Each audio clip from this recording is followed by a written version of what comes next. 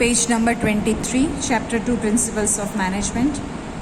I was explaining you the principle of scientific management. Okay, yesterday when I explained you principles of scientific management, in the third principle of job analysis, it's given that we can do the job analysis by doing time study, motion study and fatigue study. So let me explain you what are these techniques, what are these studies.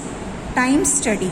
Now time study means a scientific study that is being done for the time required to complete certain part of task. आपको एक काम करने में कितना time लगता है, इसकी systematic scientific study करना means time study. Whatever time you decide to finish the work in normal circumstances is called standard time.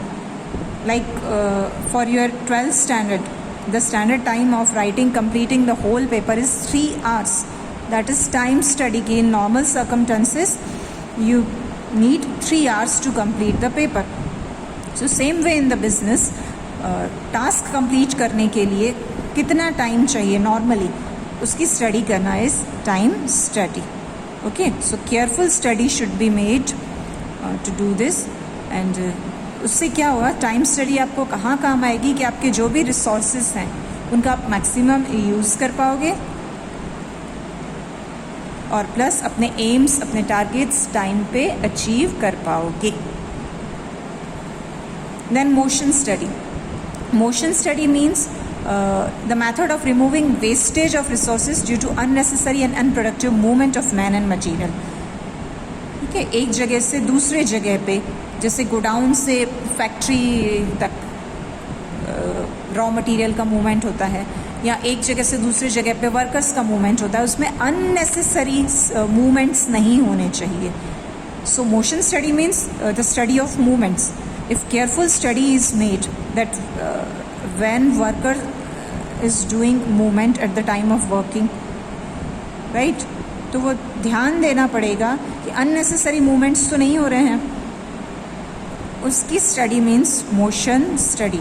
अगर एक वर्कर अननेसेसरी मूवमेंट कर रहा है, यहाँ से वहाँ, वहाँ से यहाँ, या एक साथ सामान नहीं ले आके अननेसेसरी मूवमेंट के स्टेप्स बढ़ा के धीरे धीरे करके आप रॉ मटेरियल प्रोवाइड करें, उसमें अगर सिस्टमैटिक मैनेजमेंट नहीं है तो टाइम, एनर्जी सब वेस्ट होता है.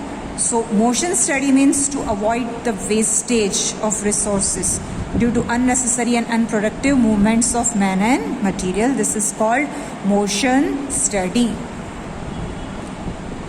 And fatigue study means workers की fatigue means उनकी थकान का study करना, so that उनका mental stress दूर हो, physical stress दूर हो. continuous काम से और प्रेशर में काम करने से वर्कर मेंटली और फिजिकली थक जाता है, तो उसकी फैटिग स्टडी करना भी ज़रूरी है. उसको काम के बीच में ब्रेक्स देकर या अकॉर्डिंगली काम की प्लानिंग करके we can remove the fatigue of workers. So time study, motion study and fatigue study, these are the techniques of principles of scientific management. इन चीज़ों को स्टडी करके अकॉर्डिंगली चेंजेस बिजनेस में, वर्किंग स्टाइल में लाने चाहिए. Then differential wage rate study, that means as per Frederick Taylor, workers should be given motivational salaries. मतलब उनका जो wage rate है वो motivational होना चाहिए. Each worker working in the factory is having different efficiency, right? So considering this fact, efficient workers should get more wages and less efficient workers should get lower wages, right? So different wage rates are presented by Frederick Taylor. तो उसने veg system पे भी, उसके बारे में भी Frederick Taylor ने scientific calculations की बात की है. So I hope so now it's clear to you कि फेडरिक टेलर का जो साइंटिफिक मैनेजमेंट का कंसेप्ट है वो कितना अप्रोप्रिएट है, right. We studied in detail about the scientific management concept and its principles and its techniques given by Frederick Taylor. Okay, तो अब पूरा समझने के बाद आपको क्लियर हो गया होगा कि ये सिस्टम काफ़ी अप्रोप्रिएट और साइंटिफिक है, right. So from next videos will focus on principles of management given by Henry Fayol. Okay, इनका भी बहुत ज़्यादा कंट्रीब्यूशन है in the field of principles of management.